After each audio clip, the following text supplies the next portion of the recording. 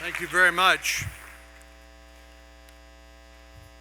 Well, Joe, thank you for having me, and to all of you for this award. I want to thank Joe in particular for his many years of friendship and his leadership and his commitment to what we all know is a noble, higher cause. As Texans, we know sometimes it falls to us, almost always falls to us to lead the way.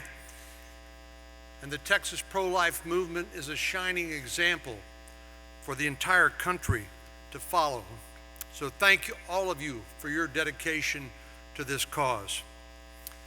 Folks like Eddie Lucio, Representative Leach, and our other allies in the Texas legislature are the tip of the spear.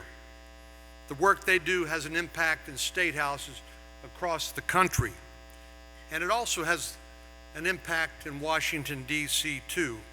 So let me ask you to join me in giving them another round of applause.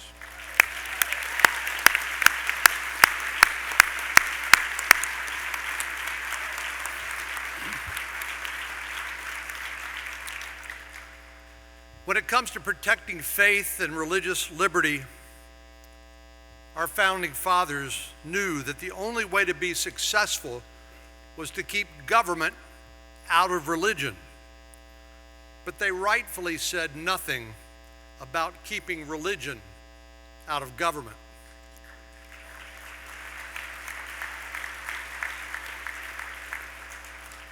From the earliest days of our country, religion and morality have been the foundation for our freedom and our prosperity. George Washington said this in 1796. He said, "Of all the dispositions and habits which lead to political prosperity, religion and morality are indispensable supports.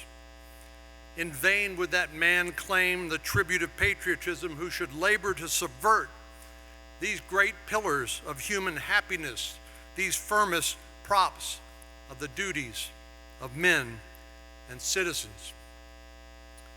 You don't leave your morals and your religious beliefs at church after Sunday service.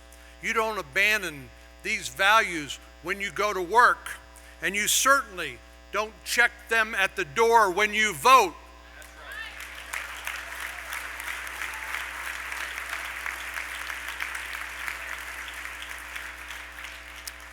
We have a profound responsibility as men and women of faith to use these principles to make our state and our country a better place and a stronger force on the world stage.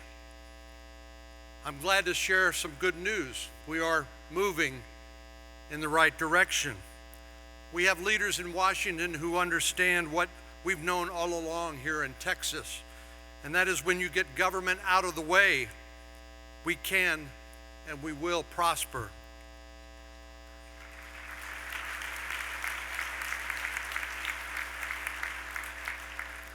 Unemployment is at a 50-year low.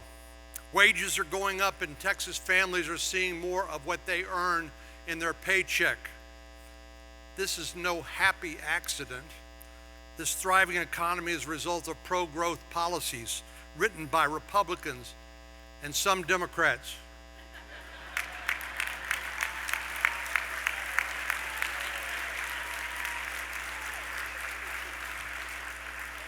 In Austin, but maybe not so much in Washington. On top of that, we're supporting our service members and veterans, and we're finally rebuilding our military after years of neglect and trying to cash the peace dividend. We keep trying to do that, but Ronald Reagan was absolutely right when he said peace only comes with American strength. And what I firmly believe is one of the most important accomplishments of this administration, we have confirmed a record number of federal judges who will defend the Constitution as written.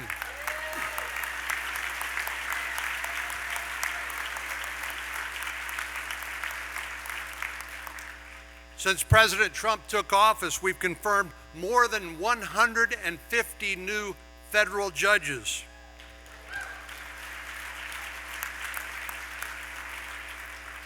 That includes 19 here in Washington and 2 Supreme Court justices, including our newest addition to the Supreme Court, Justice Brett Kavanaugh.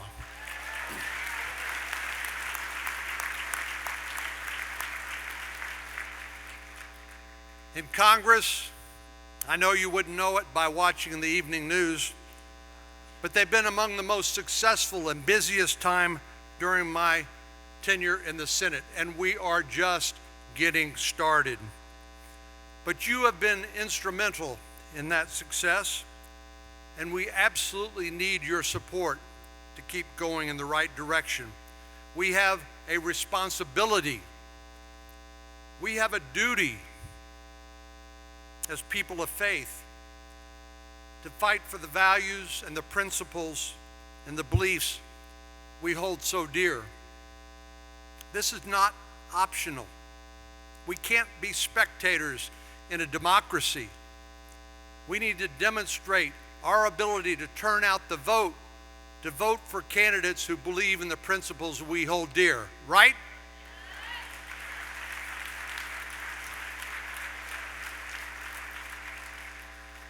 Well, earlier this year, you heard what I heard, which was the incumbent governor of Virginia make incredibly disturbing remarks about how to care for, or rather how not to care for, infants that survive an abortion. Here was a pediatrician, of all people, openly advocating taking the life of a newborn infant. It was shocking, to say the least. Thank goodness we have leaders like Representative Leach, who led the effort here together with Republicans and Democrats in the Texas legislature. But sadly and tragically, the Senate could not even pass a bill calling it what it is, which is murder of a newborn child.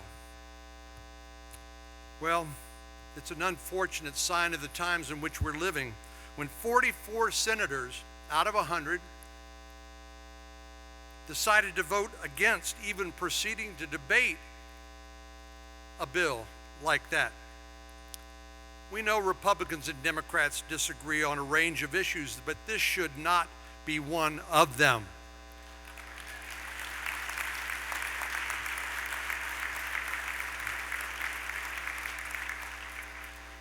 If we have one shred of our humanity left, we ought to agree that preserving human life is essential. This should have been a simple vote. It's a basic right versus wrong vote. We must support the most vulnerable among us. But this doesn't mean the fight's over. As long as I'm in the Senate, we will keep fighting for the rights of every Texan, including the unborn.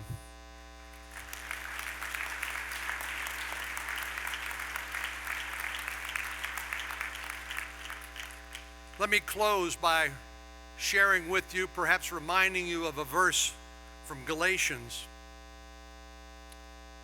Let us not become weary of doing good, for at a proper time we will reap a harvest if we do not give up. I know that staying the course is not easy. Sometimes the hardest or the loudest voices seem to be those who we disagree with. But we've got to keep standing up for what we know is right.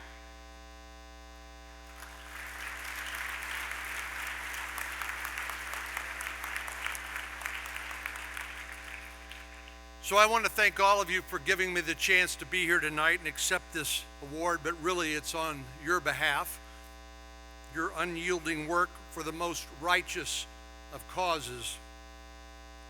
Together we will prevail. May God bless you. May God continue to bless our great state and the United States of America.